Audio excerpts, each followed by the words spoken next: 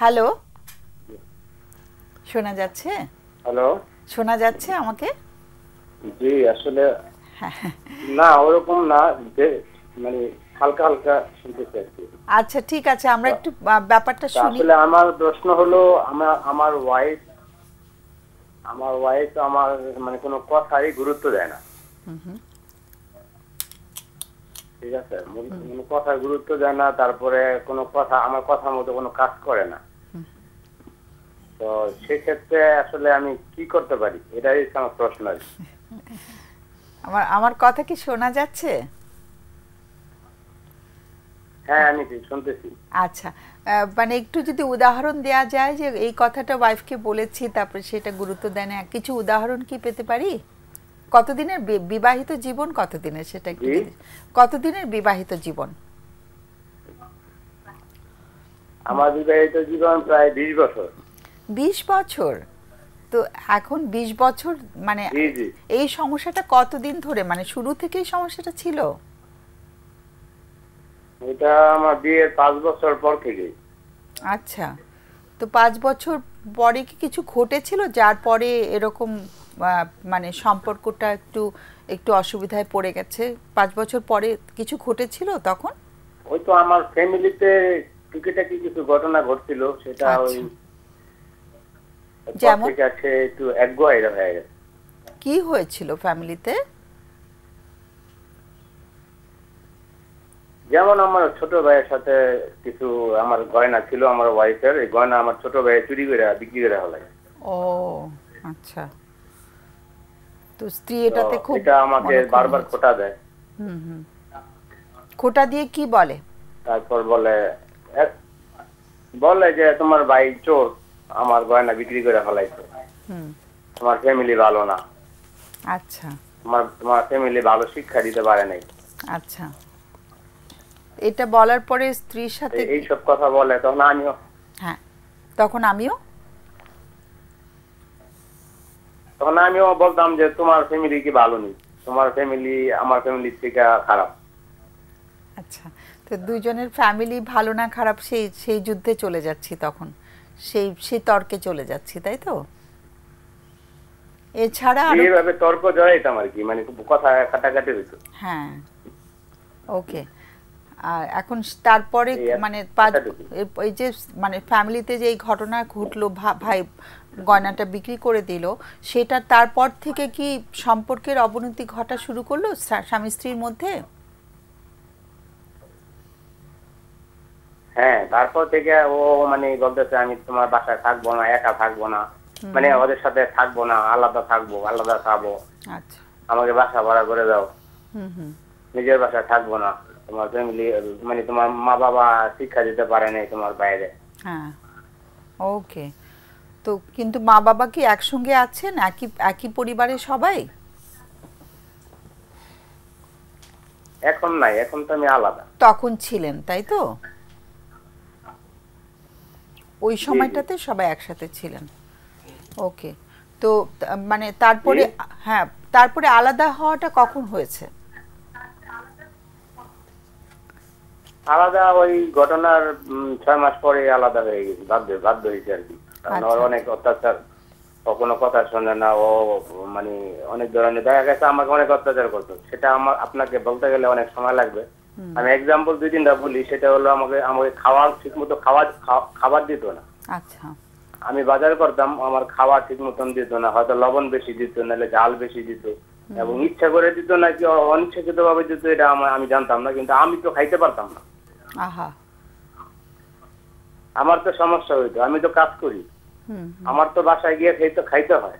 হুম। আমি সারাদিন যখন বাসায় যাই, গিয়ে যখন দেখি যে ও এলোমেলো রান্না বাড়ি, বিছনা কাটা এলোমেলো, কথাবার্তি বলে না, যদি বলি একটা বলে আরেকটা, হুম হুম।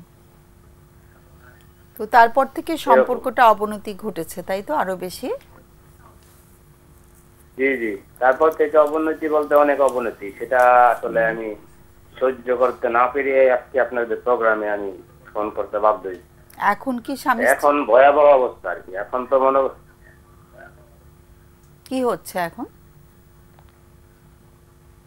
এখন তো মনে করেন ওর স্বাধীন, ওর ইচ্ছা ভাবে ও রান্না করে খায়, ঘুমায়, ওর বাপের বাড়ি যায়, ওর ভাইয়ের কথা চলে, ওর মার কথা ওঠা বসা করে। আমার মানে এক ধরনের এক গয়রা করে মানে আমি ঘরের এক ধরনের পাগলের মতন আমার লাগে যে আমি একটা পাগল। আমি সংসার চালাই, আমি সবকিছু দিই, কিন্তু আমার কথার কোনো ভ্যালু নেই, আমার কথার কোনো দাম নেই। আচ্ছা, সন্তান আছে কি কোনো? ছেলে মেয়ে আছে কতজন? এই মেয়ে, আমার ছেলে নাই। একটা মেয়ে আছে। একজন মেয়ে নাকি আরো বেশি? ওই মেয়ের মার কথাই কয়। কয়টা মেয়ে? 3 মেয়ে। আচ্ছা, ওরা কি করছে মেয়েরা? জি, বড় মেয়ে এসএসসি পাস করতে বিয়ে দিয়ে দিই। আচ্ছা, আর 2টা আছে। আচ্ছা, ওদের ওদের মন খারাপ হয় না মা বাবার ঝগড়াঝাটি দেখে? ওদেরও মনে হয় আমি অনেকবার দেখছি, মানে ওদেরও মন খারাপ হয়, কিন্তু ওরা প্রকাশ করে না। প্রকাশ করলে ওরা ভয় পায়, ওর মাকে ভয় পায়। আচ্ছা আচ্ছা, বাবার সাথে কি ওদের একটু সম্পর্কটা আরেকটু কাছে? বাবাকে দিয়া একদিন আমার বড় মেয়ে বলছিল, যে আম্মু আব্বুর সাথে এইভাবে কথা বলবে। তো একজন দরজা দিয়ে আমার মেয়েকে ইচ্ছা মতো পিটাইছে। আহা,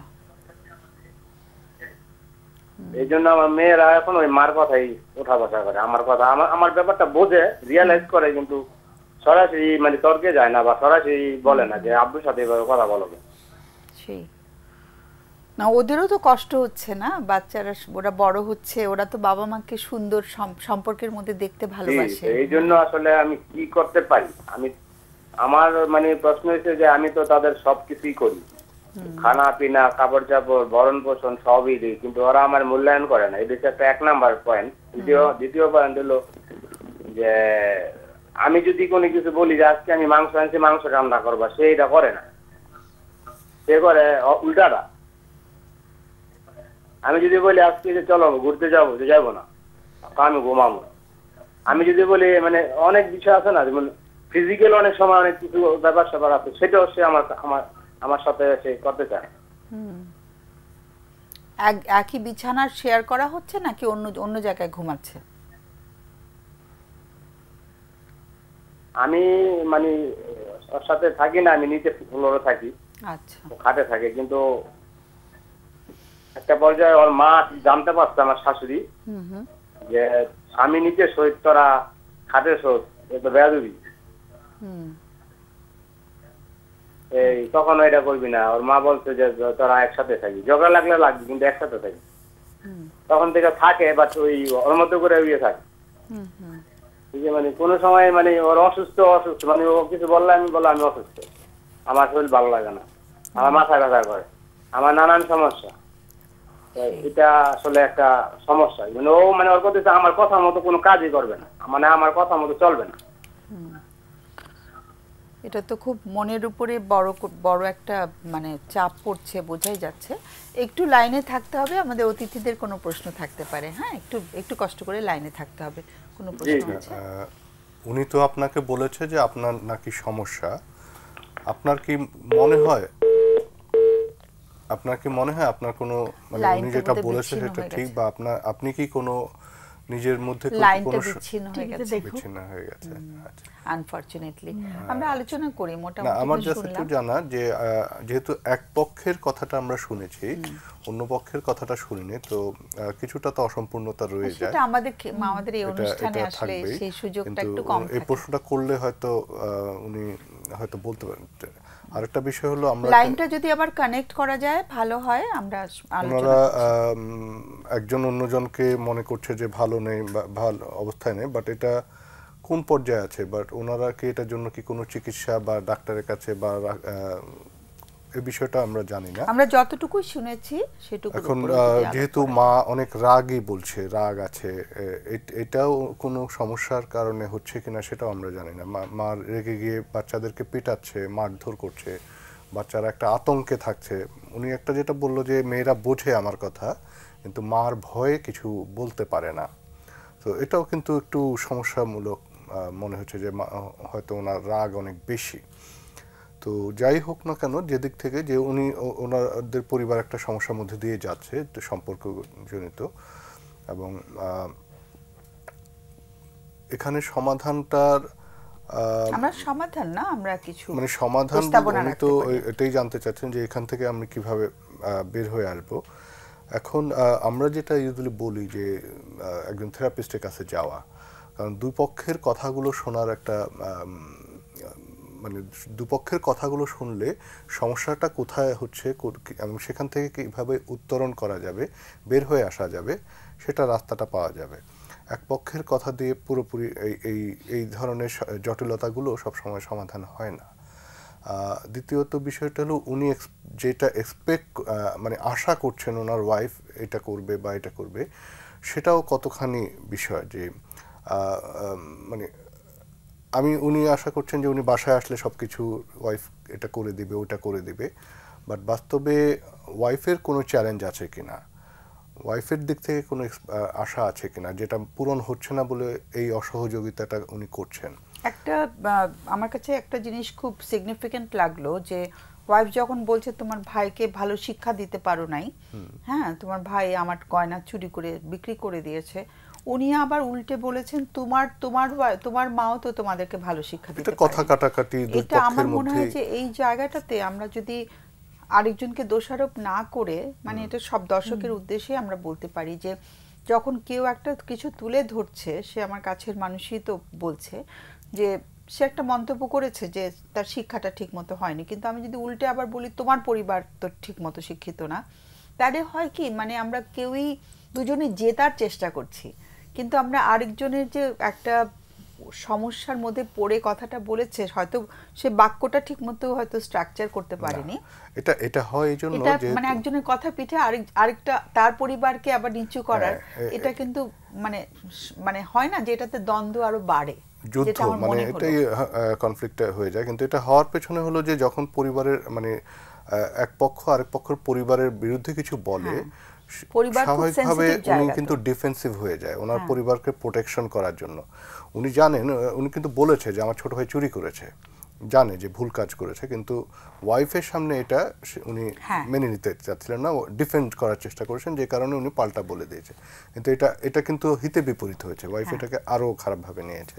তো এটা কিন্তু খুব কমন প্যাটার্ন আমাদের কাপলদের মধ্যে, যে এক পক্ষ আরেক পক্ষকে দোষারোপ করতে গিয়ে ফ্যামিলির বিষয়টাও নিয়ে আসছে, তখন একজন আরেকজনের ফ্যামিলিকে ছোট করার চেষ্টা এটা।